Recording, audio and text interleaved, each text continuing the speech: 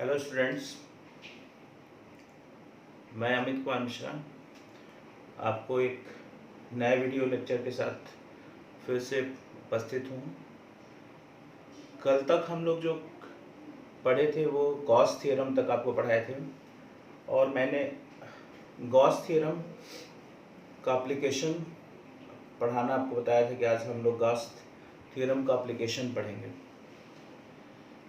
Gauss theorem का application पढ़ने से पहले मैंने आपको कुछ चीज़ें बताई थी जिसको रिकॉल करना ज़रूरी है।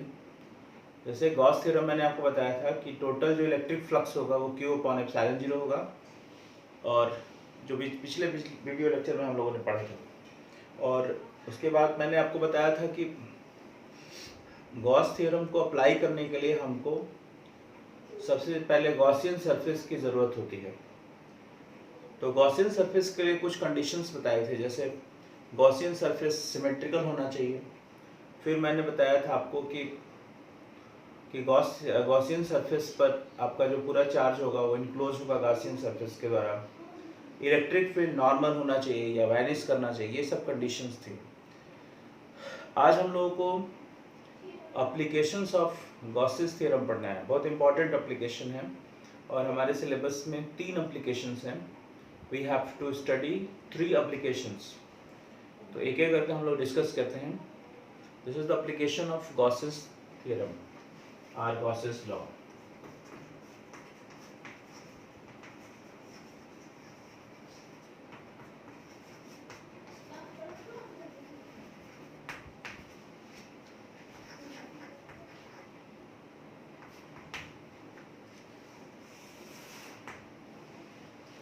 Very important concept.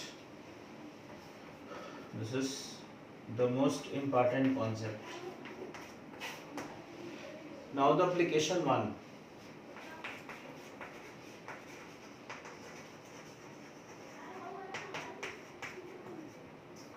हम पहला एप्लीकेशन देखेंगे,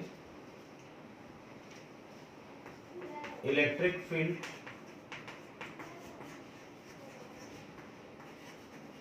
due to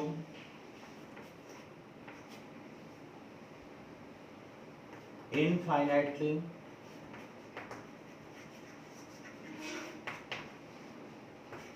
long uniformly charged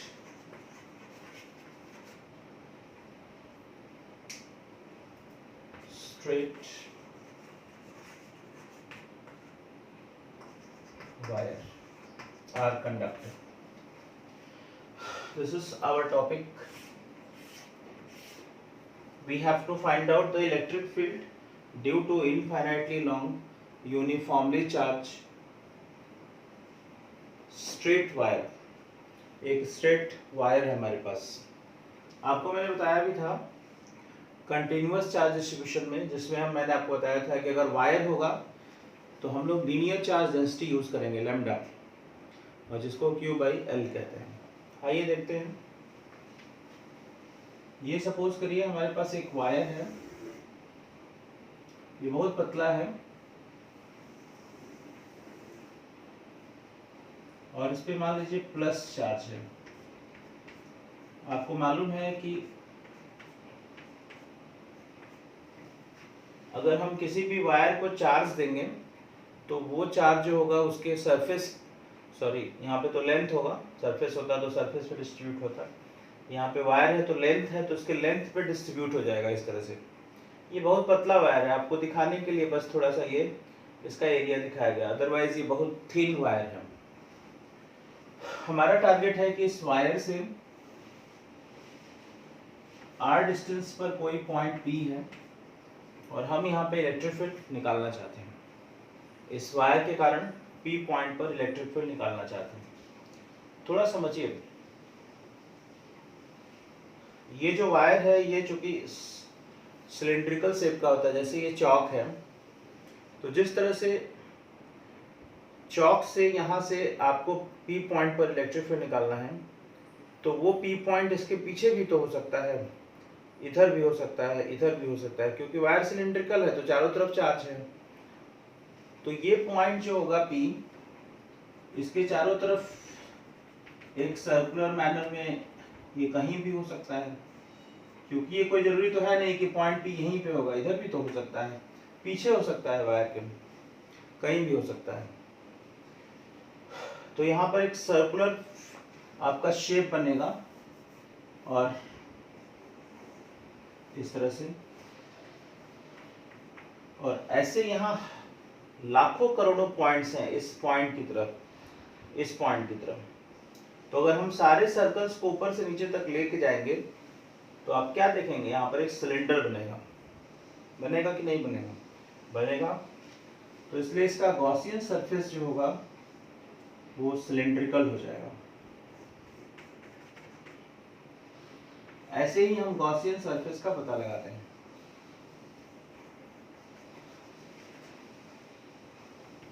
ये हमारा गॉसियन सरफेस, डॉटेड लाइन से बनाते हैं हम लोग गॉसियन सरफेस। ये हमारा गॉसियन सरफेस हो जाएगा। This will be the Gaussian surface.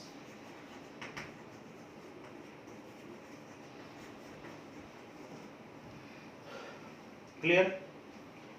आपको मैंने रीजन भी बताया कि गॉसियन सरफेस क्यों सिलेंडर होगा, क्योंकि ये पॉइंट इधर भी हो सकता है, यहाँ भी हो सकता है, r डिस्टेंस पर कहीं भी हो सकता है।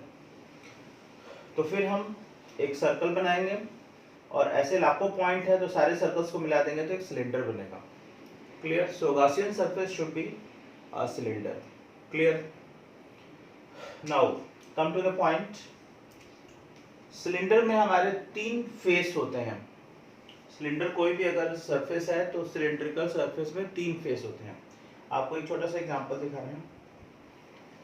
ये सपोज करें सिलेंडर है, तो इसके नीचे का बेस होता है, ये एक सरफेस हो गया, एक ऊपर का बेस है, ये सरफेस हो गया, और एक ये कर्व सरफेस। तो इस तरह से 3 सरफेस होते हैं। यहाँ भी इसको 1 नंबर मान लीजिए सरफेस को, ये आपका 2 नंबर है और ये 3 नंबर। क्लियर? अगर हम 1 नंबर की बात करें तो ये प्लस के कारण इलेक्ट्रिक फील्ड अगर हम निकालें तो बाहर की तरफ होगा E, लेकिन सरफेस जो ये सरफेस है वो इस तरह से है, ये ऊपर का सरफेस है, तो इसका एरिया वेक्टर सरफेस के परपेंडिकुलर ऊपर की तरफ जाएगा। तो अगर हम एरिया वेक्टर लेते हैं, ये एरिया वेक्टर है, तो ये ऊपर की तरफ जाएगा। क्लियर? ये एरिया वेक्टर का डायरेक्शन है। हम इस मिटाएंगे इसको, हेडिंग को।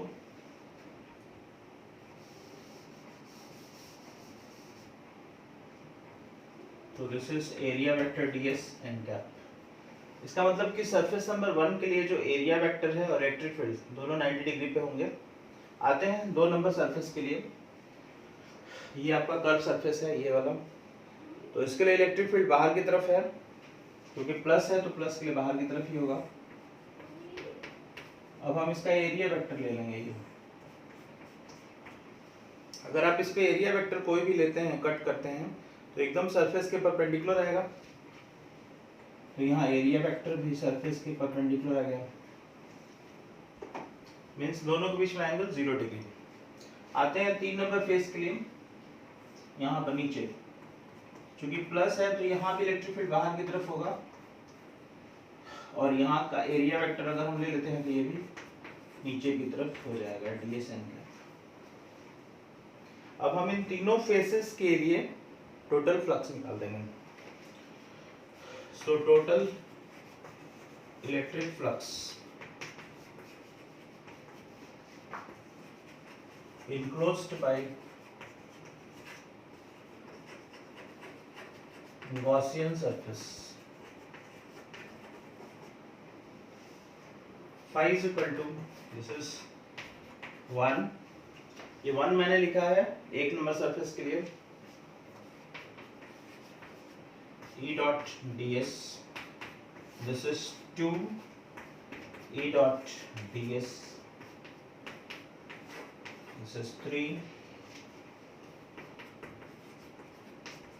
E dot ds। अब इन तीनों सरफेस को सॉल्व कर लीजिए। phi is equal to पहले नंबर सरफेस के लिए, पहले नंबर सरफेस के लिए ई और डी एस के बीच में एंगल 90 डिग्री है। सो ये हो जाएगा E D S cos 90 plus 2 number surface के लिए आइए E D S cos 0, 3 number surface के लिए आइए E D S cos 90। 2 number में एंगल ई और डी एस के बीच में 0 डिग्री है, 3 नंबर में फिर 90 है, रख देंगे। cos 90 की वैल्यू आप जानते हैं कितनी होती है 0, तो ये भी 0 ये भी 0। इसकी जो लेंथ है गॉसियन सरफेस की वो L मान लेंगे आप, ये जो लेंथ जो सिलेंडर की है वो L है, ठीक है। तो यहाँ से फ्लक्स आपको मिल जाएगा phi is equal to 0 plus E बाहर निकल जाएगा 2 नंबर सरफेस के लिए और डी एस प्लस 0। आप जल्दी से स्क्रीनशॉट लीजिए, इसको मिटाएंगे।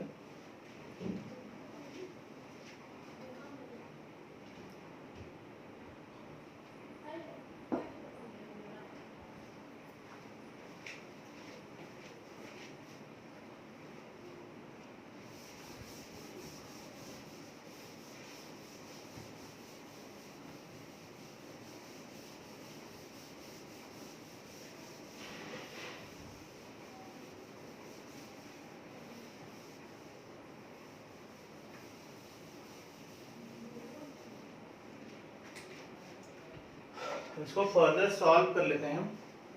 तो phi is equal to E and this is ds, और ds किसका लेंगे 2 नंबर सरफेस का, मीन्स हमको कर्व सरफेस चाहिए और सिलेंडर का कर्व सरफेस एरिया कितना होता है 2 पाई आर एच, यहाँ पे हो जाएगा 2 पाई आर एल, क्योंकि सिलेंडर की हाइट यहाँ पर l है। Now using Gauss's theorem, so using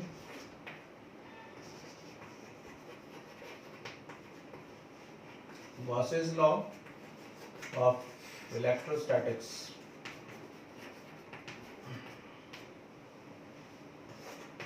close integral E dot ds phi is equal to q upon epsilon 0। तो आपके पास फ्लक्स उपलब्ध है E into 2 pi r l, this is q upon epsilon 0। Now E becomes q upon 2 pi r l और into epsilon 0। यहाँ थोड़ा ध्यान दीजिए, q by l को हम lambda लिख सकते हैं, this is the linear charge density। So next step में आ जाएगा आपका E is equal to lambda upon 2 pi epsilon 0 into r।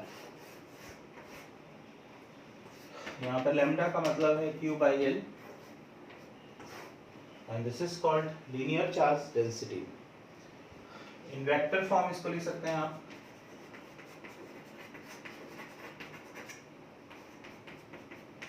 lambda upon 2 pi epsilon 0 into r n cap। N cap इसलिए लिखते हैं क्योंकि ये सरफेस के हमेशा नॉर्मल है, मीन्स जो भी वायर होगा उसके जस्ट बाहर की तरफ होगा, नॉर्मल की तरफ होगा। That's why we putting the n cap factor here. Just note down, this is the, just take the screenshot, this is the first application and very important application.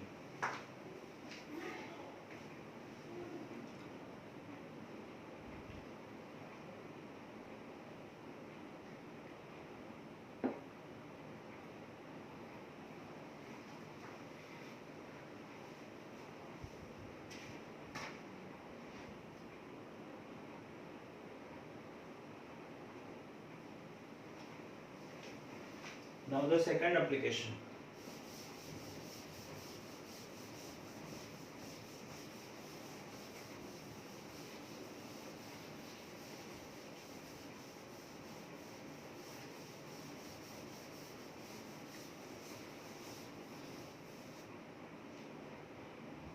see the second application।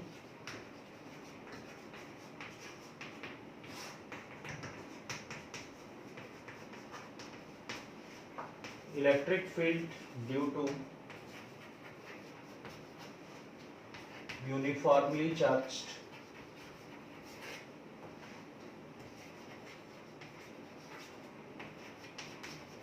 thin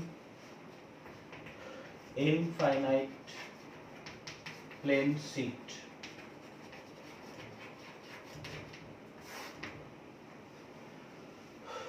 आपके पास एक infinitely long plane seat है इस तरह से, इस पे ये positive charge है जो इसके एरिया पे डिस्ट्रीब्यूटेड है, इसलिए हम यहाँ पे सरफेस चार्ज डेंसिटी लेते हैं।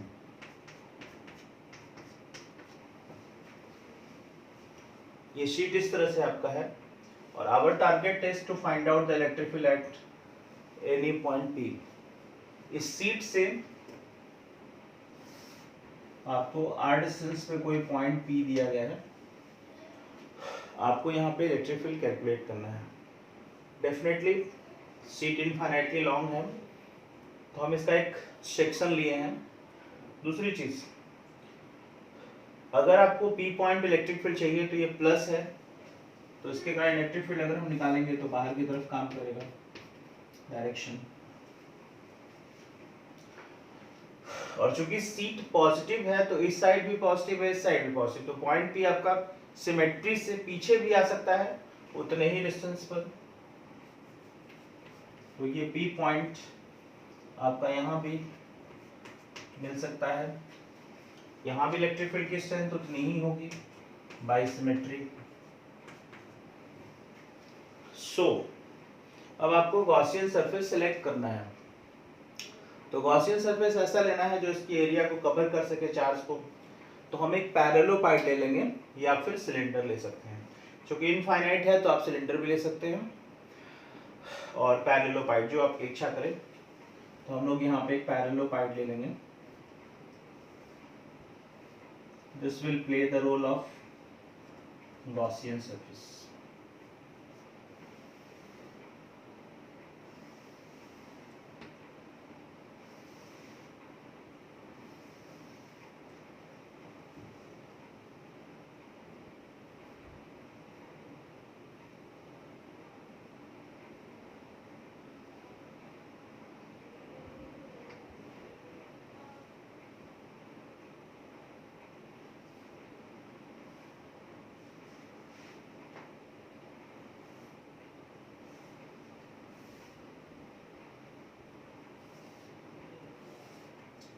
सिमेट्रिकल इधर भी आपका होगा पैरेललोपाइड।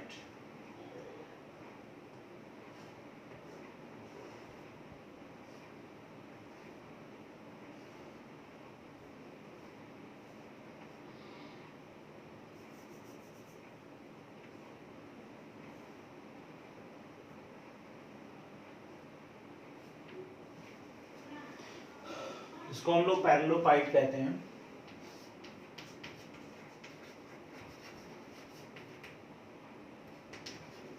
This will play the role of Gaussian surface.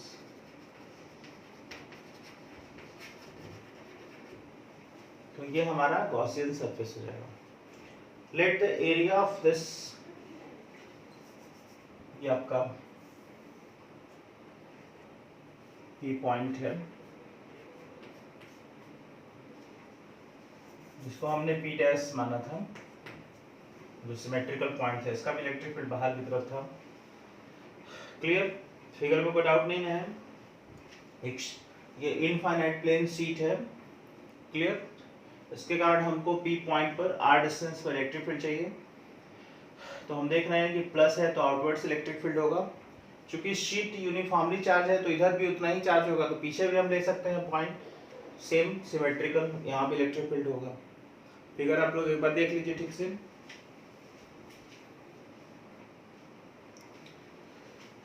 आते हैं हम लोग। Let the area of this Gaussian surface is capital A। इसका जो क्रॉस सेक्शनल एरिया है वो A है। डेफिनेटली इसका भी यही होगा, दोनों सेम है।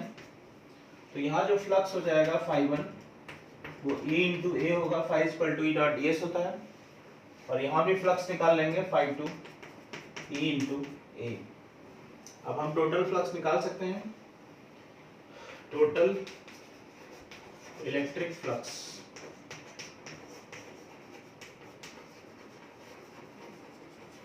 enclosed by Gaussian surface.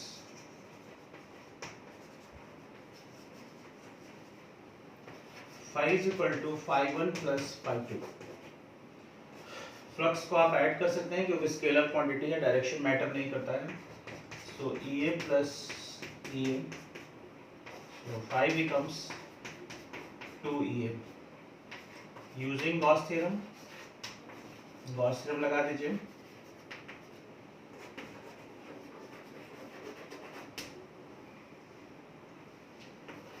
phi is equal to q by epsilon 0. So phi की वैल्यू हमारे पास अवेलेबल है 2EA equal to q upon epsilon 0. Now we can get the value of E. So E is equal to q upon 2 epsilon 0 A. आपको पिछले classes में पढ़ाया गया है charge upon area को हम लोग सिग्मा कहते हैं, सरफेस चार्ज डेंसिटी. तो यहाँ से आपको E का फॉर्मूला मिल जाएगा. Therefore E is equal to sigma upon 2 epsilon 0 n cap. क्योंकि यहाँ भी इलेक्ट्रिक फील्ड सरफेस के नॉर्मल है इसलिए n कैप लगाएंगे. और यहाँ पे जो सिग्मा है वो Q अपॉन A, जिसको हम लोग सरफेस चार्ज डेंसिटी कहते हैं. इस तरह से ये सेकेंड एप्लीकेशन आपका खत्म हो गया. अब गॉस का एक एप्लीकेशन आपको और पढ़ाना है, electric field due to the spherical shell, जो नेक्स्ट लेक्चर में हम लोग पढ़ेंगे. आप लोग को बहुत अच्छी पढ़ाई मिल रही है, उसका लाभ उठाइए. बहुत अच्छी आपको वीडियो लेक्चर मिल रही है, उसका फ़ायदा उठाइए. और चैनल को सब्सक्राइब करिए, शेयर करिए अपने दोस्तों के बीच और लाइक करिए. अब इसके बाद जैसे ही हमारा थर्ड एप्लीकेशन ख़त्म होगा तो फिर हम इस पर टॉर्क पढ़ेंगे, टॉर्क ऑन इलेक्ट्रिक डाइपोल, और उसके बाद हम लोग न्यूमेरिकल सेक्शन पे चले आएंगे. तब तक के लिए thank you. Now take the screenshot.